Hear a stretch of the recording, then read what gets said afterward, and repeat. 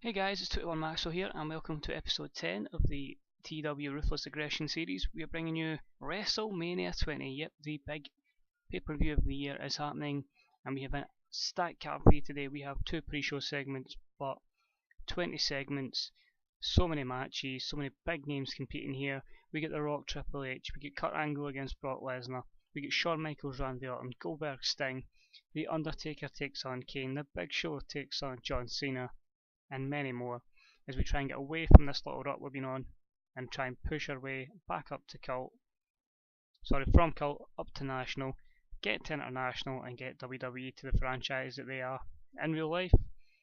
Booking this show, like real life in Madison Square Garden, I could have booked it in the Carrier Dome again, but I wanted to book it in an arena where it would be historic and where basically we could sell it out, have a hot crowd, and just generally have an all round awesome pay-per-view. So we'll sell it out. I think it's about 20 odd thousand we get in Madison Square Garden, just over 20 probably. I'm looking forward to it, and hopefully we can put on an awesome show and hopefully help the wrestling industry and the economy rival the popularity and importance here. So here we go. Let's crack on and enjoy the show. So we started off with a battle royal, a couple of mid-card talents in there, like A-Train, Hardcore Holly, Jeff Hardy, JBL, Lance Storm, Matt Hardy, Papa Shango, Paul London, Rhino, Rikishi, Rosie, Scott Steiner, Spike Dudley, the Hurricane, and Val Venus. They are in a battle royal in front of the 20,789 attendants to get them all on the card, and we decided to put JBL over. JBL winning in 6:55. The final 4 were Rikishi, Hardcore Holly, and A-Train. Rikishi was the final elimination. Rhino dominated the match. A lot of skill improvements. Matt Hardy improving technical. Rumble skill improvements for Matt Hardy, A-Train, JBL, and Rosie, and Paul London improved his Rumble skills. So overall, really happy with that. A good pre-show to kind of get the fans ready and raring for the pay-per-view. Then we had Lillian Garcia sing the national anthem, as you would get at a WrestleMania. 40 D minus, because obviously she's not featured on television predominantly, so you can understand why everybody's like, meh, not really into it. The actual pay-per-view though starts off with our pyrotechnics. The show starts with an impressive opening of pyro before the lights are raised and several sections of the excited crowd are shown, waving various signs.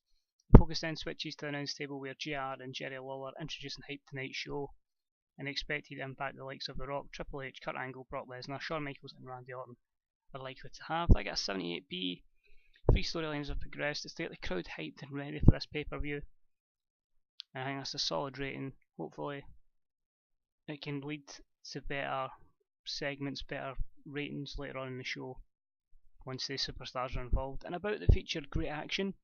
In average heat, Booker T defeated Rob Van Dam and Chris Jericho and Christian in 14:30 when Booker T defeated Christian by pinfall with a scissors kick.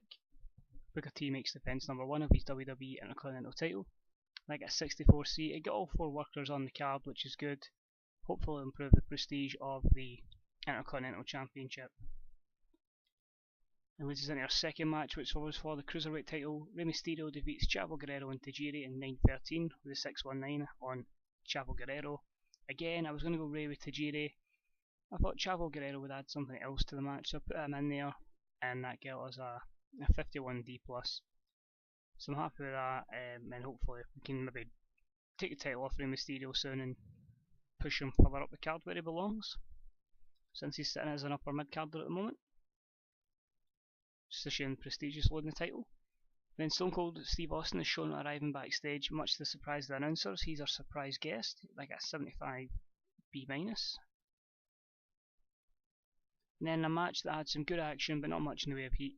Eddie Guerrero and Chris Benoit defeat the world's greatest tag team in the Basham Brothers in 12:39, and Chris Benoit defeated Doug Basham with the Crippler Crossface. It's our first defence of the tag titles. It only got 56C-. Hopefully we can move on for here and get a decent tag division, and eventually give Guerrero and Benoit their main event pushes towards the end of the year rather than the start of the year, once we've established a few more future stars for them to work with.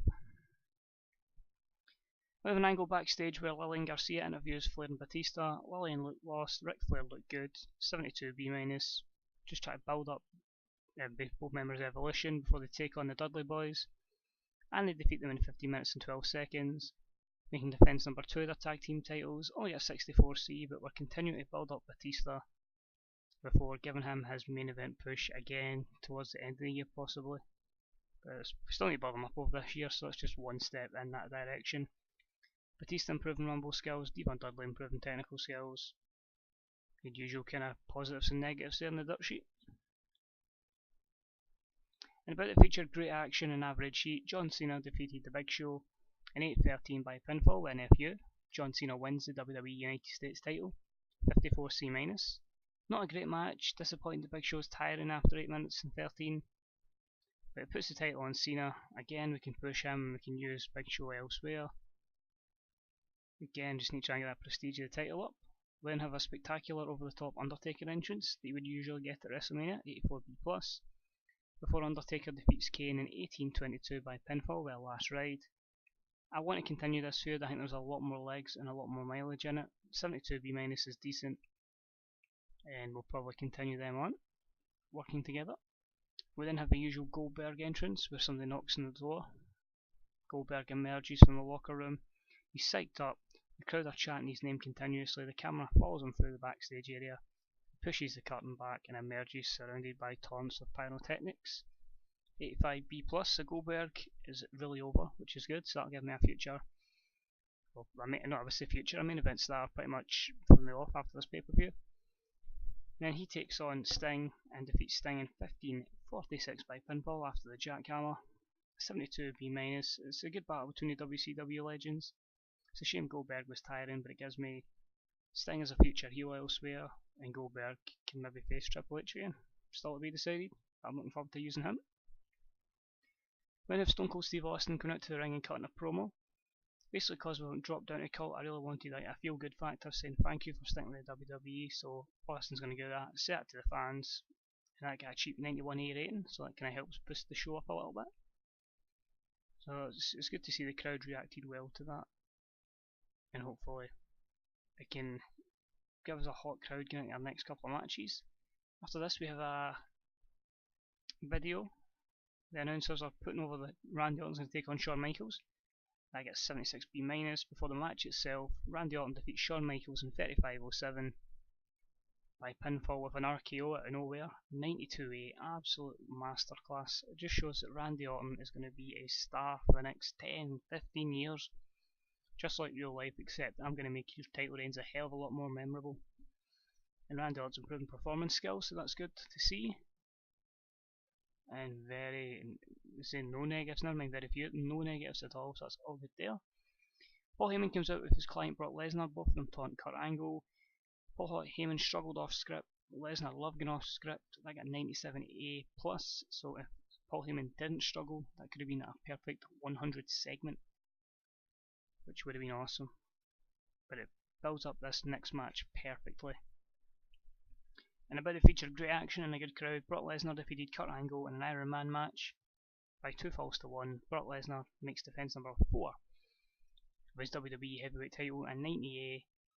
It makes you think, right, that's a 90A, and Kurt Angle was penalised badly for drug use in this, so if he doesn't have the drug use, that's a 93, a 94, maybe even 95, that could be an A+ match.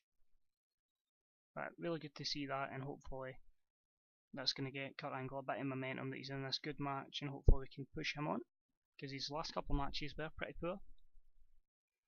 Then we have a promo with The Rock telling everybody how good he is. It's only 77B, which is quite worrying. You thought The Rock would get better than that.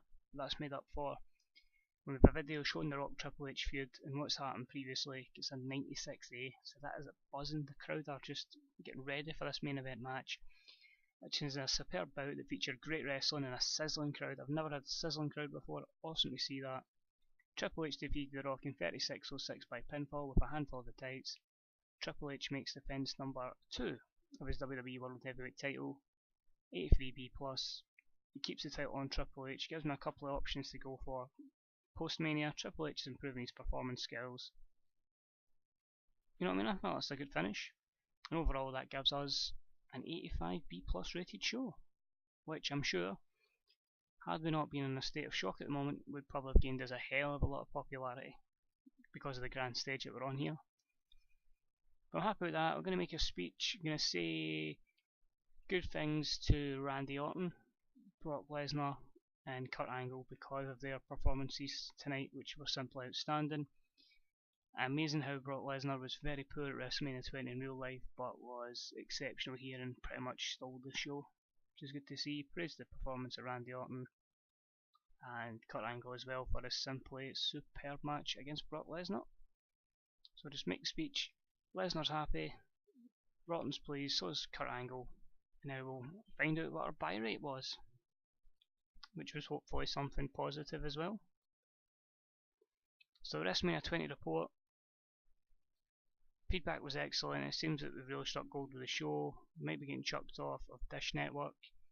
We've released Zach Gowen from his contract because it was basically we had nothing for him. So Dish Network letting us go, are going to possibly let us go. We're also being warned by two other companies, which are TVN Entertainment and Sky Box Office.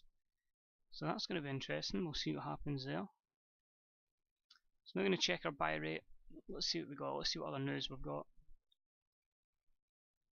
In fact, sorry, we'll check our finances first. Still in the positive, 800,000 profit roughly, which is good considering the dojo was £1 million. Went down in sponsorship, went down in ticket sales and pay-per-view revenue.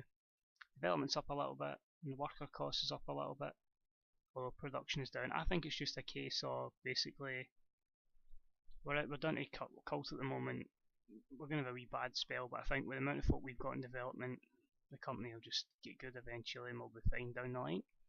So as I still got money, it's all good. So Brent Albright has been requested to come up. We're not going to do that right now. Zach Gowen and Ernest Miller are both gone.